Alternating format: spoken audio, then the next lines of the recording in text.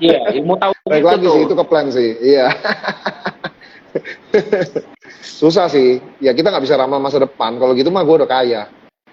Ngomong-ngomong ilmu tahu gitu, kalau kok Alex biasanya menentukan time to sell tuh kapan? Kalau time to buy kita tahu ya ketika adanya tadi salah satunya corporate action, kemudian ada fundamental yang baik walaupun harganya belum lari, biasanya kita udah mulai masuk ya gitu. Iya. Secara kayak valuasi tadi ngomongin auto, kita waktu ngobrol-ngobrol tentang auto masih di bawah 1.000 harganya gitu kan, kita sudah masuk walaupun belum ada angin, belum ada hujan, biasanya masuk dulu namanya kita investasi ya kan ya, atau kita sudah siap untuk swing kayak gitu. Tapi kalau time to sell-nya dari Ko Alex gimana biasanya? When Kalau saham yang kalau saham yang ibaratnya lu memang niatnya invest, time to sell-nya itu dua macam. Jadi satu kena target lu, contoh kayak Bevin tadi kan. Waktu di harga Oke, okay. 800 tuh gue kurangin dikit. Gue udah kurangin 25% gitu. Karena gue lihat ya udah memang target gue 800. Tapi kok naik lagi ya. Jadi akhirnya gue hold tuh sisanya. Gue lihat lagi kenapa dia naik terus.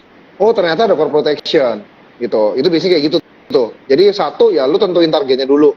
Ketika lu mau invest satu barang, contoh auto, lu beli di 1.300 let's say, itu harga beli gua tuh 1.300. Agak telat sih, agak telat. Terus 1.300, terus sekarang udah 2.000 nih.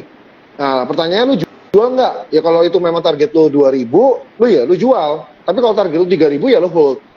Itu Okay. untuk invest ya di situ.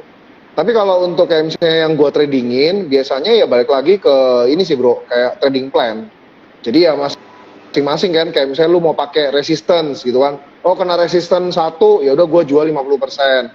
Kena resistance dua, ya gua jual. Atau mungkin kayak wah ternyata kena ini ya jebol support, let's say gitu ya. Ya udah terpaksa gua harus cut loss dan lain sebagainya. Jadi balik lagi plannya memang gue pisahin. Jadi memang kalau untuk invest kayak gitu, nah pertanyaannya kapan? Apakah harus nunggu target? Selalu nunggu target? Enggak juga. Contoh nih ada Hmm. saham yang kayak misalnya gue lihat, wah ini mah udah nggak layak invest gitu. Kayak perusahaannya jadi kayak goyang gitu. Contoh nih ya, gue kasih contoh kayak Link. Link Oke. Okay. itu dulu gue beli harga 2.000 Link. Gue inget tuh 2000-an lah. 2000 First media. apa 1700 ya First Media 1700 ke 2000 kayaknya. Gue beli tuh di situ. Terus tapi sayangnya gue nggak ikut tender offernya sih, sayang sih. Gue salah hitung gitu. Terus gue hitung kan, kayaknya ini 6.000 bisa. Itu target gue. Oke. Okay. Terus habis itu ternyata ada corporate action kan, mau dijual. Kaget juga gue, wah mau dijual nih, berarti bisa lebih nih. Kalau mau jual barang kan pasti lebih tinggi lagi dong dari valuasi. Betul. Ternyata dia jualnya tender offer di berapa itu? 4.000-an doang kan.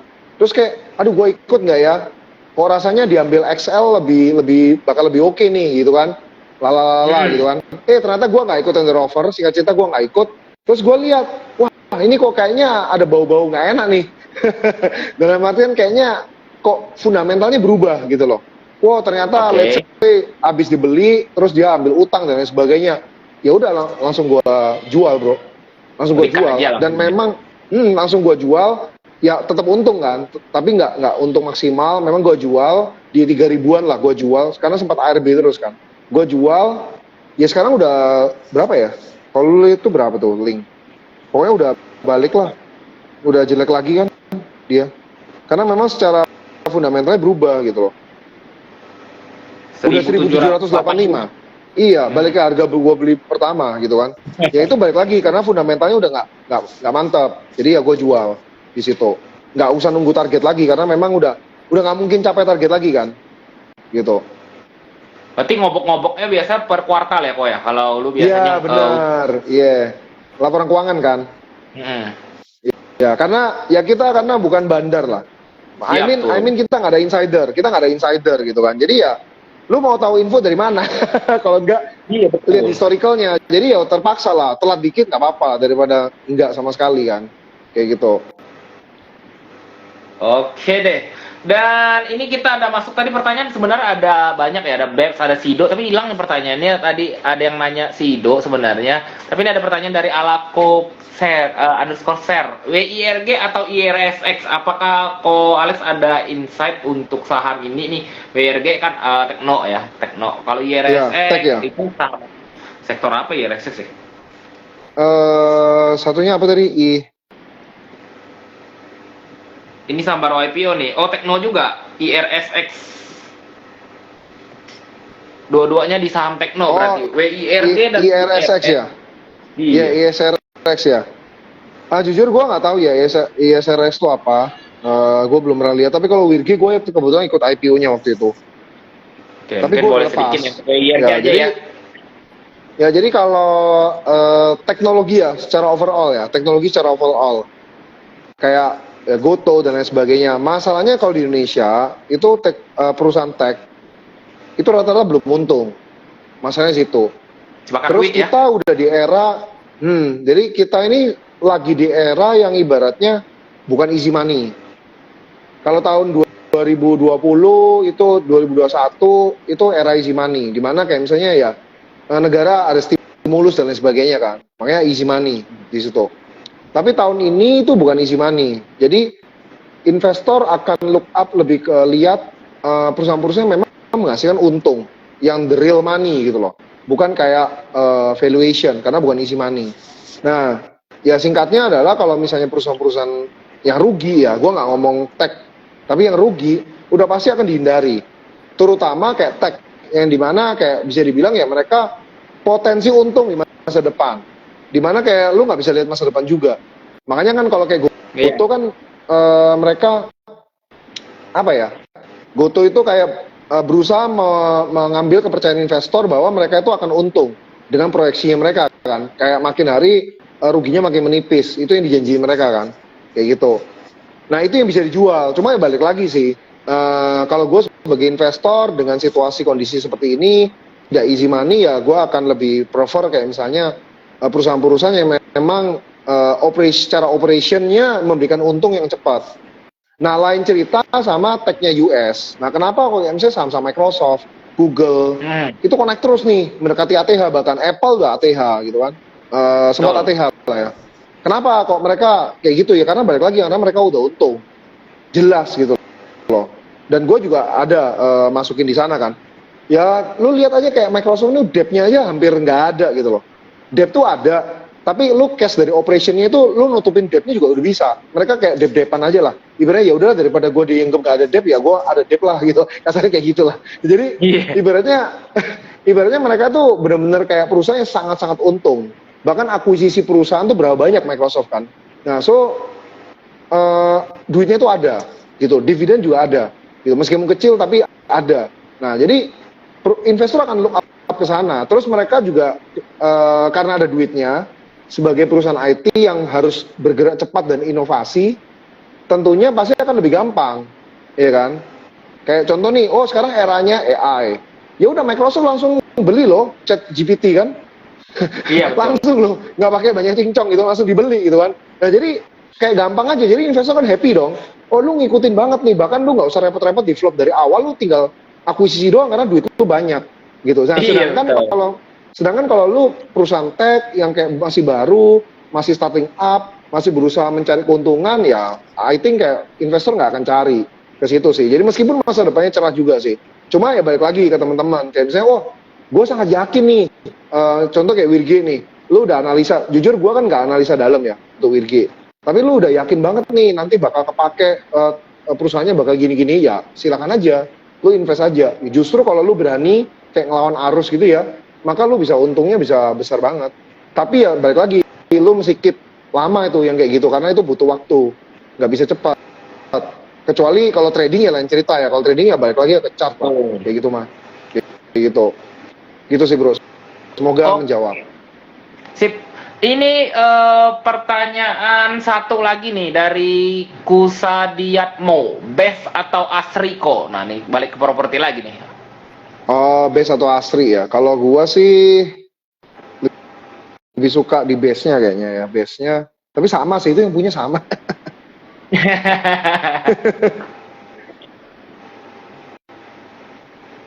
Saya suka yang masalahnya di BES sama Asri, oke yang punya sama. Terus kalau grup ini ya, kalau menurut opini pribadi gua, grup ini tuh yang kurang bagusnya adalah debt-nya. Utang ya. Gua nggak terlalu suka tuh karena debt-nya sih. Cuma kemarin kenapa Asri bisa oke, karena dia ada jual lahannya ke Astra, kalau nggak salah gitu kan. Jadi ya dia dapat cash di situ. Jadi oke-nya di situ. Terus untuk base-nya sendiri, ya dapat stimulus lah untuk yang tadi gue bilang kan, apa namanya, industri. Industri lagi oke, jadi ya dia akan dapat stimulus di situ. Cuma kalau gue akan lebih prefer kayak perusahaan properti yang memang debt-nya itu nggak segede dia lah. Gitu. Apalagi debt-nya US dollar. Itu agak kurang wise sih untuk saat ini. Karena ya balik lagi kursnya kan Betul. lumayan bro, udah mendekati 15.000 lagi kan. Nah itu nggak wise tuh kalau lu invest di perusahaan yang debt-nya US dollar. Wah repot. Lu revenue rupiah tapi lu debt-nya US dollar. Wah kacau sih itu. Itu kacau banget gitu. Nah itu hati-hati. Untuk invest ya, kalau trading ya balik lagi ke chart sih kalau gua mah. Gitu. Base nggak Nah, ada kalau utang Pak ada, katanya. ya kalau nggak ada utang ya oke gitu loh. Makanya aku tadi bilang aku lebih prefer base-nya. Oke.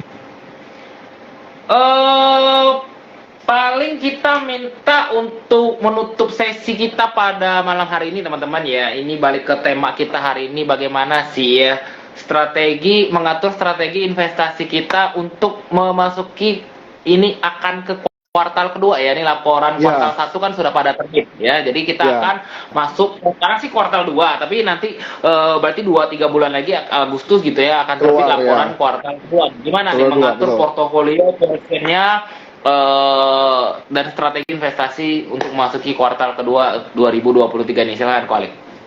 Oke, kalau buat teman-teman yang ibaratnya swing ya, I mean kayak lebih kayak suka di fundamental ya kan, ngeliatin watchlist-nya tuh lebih kayak bukan oh ini ada momentum beli itu trading kan, tapi lebih ke arah kayak misalnya oh gue lihat perusahaannya dan lain sebagainya.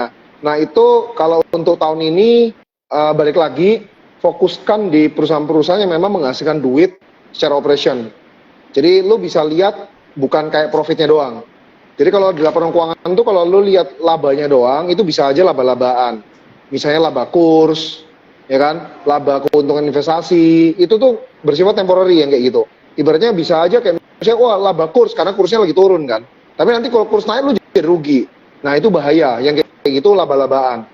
Tapi kalau lu kalau fokusnya itu biasanya kalau aku untuk saat ini kita lihatnya dari profit operating cost-nya, profit from operating-nya. Jadi cash flow from operating, CFO-nya. Nah, kita lihat dari CFO-nya itu, kalau memang dia memang menghasilkan uang dan positifnya makin gede, jadi earnings-nya makin bagus, itu yang gue lebih beli. Dan memang udah terbukti. Gitu dari secara dari kuartal 1 itu udah kelihatan. Contoh kayak misalnya Auto CFO-nya itu positif dan naik terus. Jadi dia bukan hanya karena kebetulan momentum otomotif ya, tapi dari laporan keuangannya memang bagus. Makanya semua investor lari ke sana. Cuma pertanyaannya apakah akan konsisten? Gitu kan. Kalau memang konsisten, pasti ada potensi untuk bagus lagi di kuartal 2. I mean sahamnya juga akan terapresiasi gitu loh maksud aku. Nah, mesti dilihat. Nah, lihatnya dari mana? Nah, kalau otomotif, teman-teman bisa lihat dari sales otomotif. Lihat aja, baca-baca di kayak misalnya pameran otomotif, ya kan, Gaikindo, IMS, atau laporan penjualan motor itu udah ada setiap bulan tuh. Nah, kalian bisa forecast dari situ. Jadi nggak hanya harga batu bara doang yang lu bisa lihat forecast, ya kan? ASP kan bisa lu forecast. Tapi sebenarnya kayak retail tuh lu juga bisa forecast, kayak indeks kepercayaan retail Indonesia itu kan lu bisa call forecast lah. Rata-rata, indeks retailnya tinggi nih, ya udah pasti untung lah kalau kayak MAPI gitu-gitu kan. Gitu apa? Ya. Apalagi kalau kayak sales, gue lupa lebaran tuh Q1 tuh Q2 ya kemarin ya, lebarannya. Q2 kali ya. Iya kayaknya. Nah, kalau lebaran tuh Q2, berarti ya akan masuk di laporan keuangan Q2 tuh resultnya. Iya. Nah, jadi Awal-awal akan Q2 menarik tuh. Iya, pasti akan menarik tuh. Yang kayak banyak terdampak lebaran gitu kan. Iya, contoh kayak jalan tol lah. Gitu, lu lihat sendiri sahamnya jalan tol kemarin ex dividen malah naik. Biasanya pada turun dia malah terbang lagi ya. Ya, itu sama kayak otomotif loh. Otomotif lu free dividen juga kemarin. Auto, DRMA, itu ex-div turun terus naik lagi. Nah, berarti investor udah expect laporan keuangan dia masa depan tuh bagus. Jasa marga, ya kan, logistik, transportasi, itu semuanya bagus. Tapi gue juga ada cut loss sih, kayak misalnya di ASA. Jujur gue cut loss juga tuh. Gue salah memperkirakan gitu kan. Ternyata price in. Gue udah lihat nih, murah nih, 700 gitu kan. murah nih 700-800 lah, murah. Gue yakin murah gitu kan. Gue beli, laporan keuangan jelek. Yaudah deh, kayaknya, waduh, yaudah cut loss lah, terpaksa cut loss kan. Cut loss, Double ternyata bottom, price in, naik. Apakah Kacau masuk lagi sih. kok kalau begitu kok? Ya, nanti lihat ya, kayak misalnya, oh berarti ini ada something yang ibaratnya kayak mungkin gue salah gitu kan, yang belum gue tahu. Oh ternyata laporan keuangannya akan bagus nih di kuartal 1, let's say, kuartal 2, let's say. Ya udah, kita buyback lagi gitu. Kalau memang valuasinya masih oke ya, kalau dari sisi apa namanya investasi. Tapi kalau kayak trading ya bisa aja kayak misalnya gue lihat cuma momentumnya doang, udah gue jual. Gitu sih bro. Oke. Buat teman-teman, ini Ko Alex juga kalau buat mau belajar ada grup belajar juga ya bersama Ko Alex, dan mungkin Ko Alex boleh ini nih share juga ke teman-teman kalau misalnya mau ikut Ko Alex belajar gimana? Iya. Kalau gue untuk saham itu sebenarnya untuk klien-klien gue awalnya ya. Cuma sekarang gue buka untuk umum juga.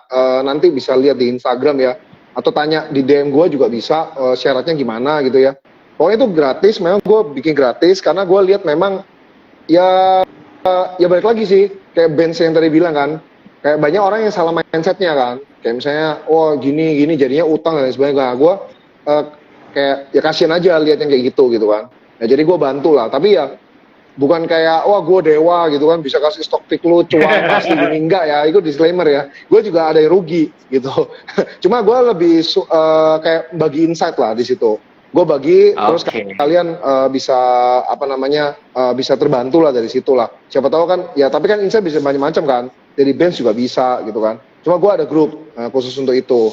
Kayak gitu sih. Jangan lupa follow ya teman-teman ya, follow dulu Ko Alex. Jadi bisa klik link di bio, bisa lihat tuh ada Money Hack Stocks Club ya kalau nggak salah, benar ya namanya. Thank you bro, thank you. Jadi teman-teman buat belajar saham US juga, Ko Alex tadi ada ngobrol-ngobrol tentang saham US juga. Nanti boleh deh teman-teman DM aja ya ke sama Ko Alex. Buat teman-teman yang belum follow saya juga pastikan sudah teman-teman udah follow juga @benfiria. Untuk menutup sesi kita pada malam hari ini, boleh dong bocorin mungkin saham andalan atau sepatah quotes untuk teman-teman follower kita pada malam hari ini. Silakan Ko Alex. Apa duet aja kita nyanyi? Walah. Itu nanti ya. Jangan. Nanti besok Sukor Idol malah bubaran lagi kita yang nyanyi di sini. Gitu ya. Siapa tahu kalau nyanyi langsung viewersnya langsung 1000 gitu kan. Jadi kalau ini dulu lah pesan-pesan ya buat teman-teman, balik lagi terutama yang baru, hati-hati nanti mulai bulan depan kan ARB-nya udah mulai bergerak menuju simetris ya kan, masih minim 15% lah. Jadi money manajemennya juga harus ini ya, harus benar-benar ketat, lebih ketat. So jangan pakai utang dan lain sebagainya. Tadi Ben juga udah cerita pengalamannya dia juga, bagus banget. Ya nanti bisa nonton lagi ya kalau buat teman-teman baru join. Jadi ibaratnya lu nggak bisa kayak investasi saham itu pakai utang dan lain sebagainya, karena saham adalah instrumen yang resiko tinggi gitu. Jadi saham itu bukan untuk cuan singkat, bisa kalau lu memang bisa melakukannya gitu. Cuma maksud gua saham itu kebanyakan orang menggunakannya untuk memang long term kayak gitu.